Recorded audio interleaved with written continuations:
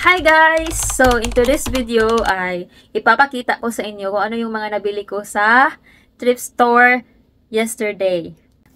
Sabi ko kay Edward, dalhin mo ako sa ukay-ukayan kasi para naman maging masaya ang buhay ko for today. Ito yung mga nabili ko. First item, ito yung dress. Ang ganda kasi guys, sa kulay niya. Sobrang ganda.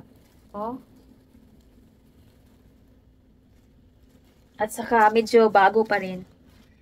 Ang kanyang price is $4.98.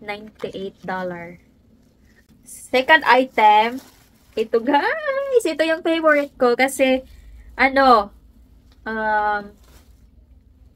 mukhang bago pa rin guys. Parang hindi pa siya nasusuot. Or nasuot siguro, pero isang beses lang. Shein pa. $9.98.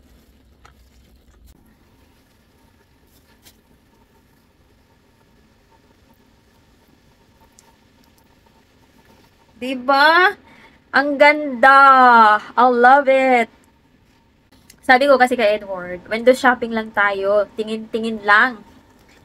Pero sa pagtingin-tingin ko doon, may nagustuhan ako ng mga bagay. Isa na ito guys. Binili ko ito kasi, alam niyo na, kung sa Shein ko ito bibilhin, at I don't know kung magkano. Ito fabric, so gagawin ko itong short or tops. And then gagawa din ako ng hair bows na ganito at headband. Ganda ng kanyang texture. Ito guys, 5 meters. So ang kanyang presyo ay $1.98. Woo! Ito pang isa na dress. Medyo malaki lang siya sa akin ng konti. But I like it. Kasi white. Made in Vietnam. Ang kanyang price is $4.98. Sobrang ganda. This one guys, ang ganda. Sa TJ Maxx, $19.99 ang price niya. Pero sa thrift store, ano na lang siya, $9.98. Hindi pa ito nasuot. Meron pa siyang tag. Jaffna. Made in India. Guys, ang ganda. Tingnan niyo yan. Dress yan. Dress. Sobrang ganda niya. Then, last item. Last item ito. Yung sa tablecloth. Yeah, tablecloth.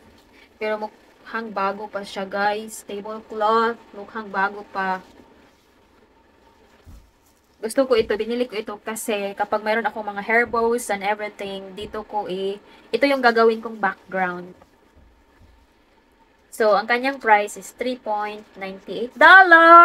Magkano kaya ang nagasto ko sa lahat ng ito? So, ang nabayad ko dito is $40. Pero ang gaganda, sobra. Kaya gusto ko talaga laging pumunta sa thrift store. Maraming mga items na napakaganda at cheaper lang.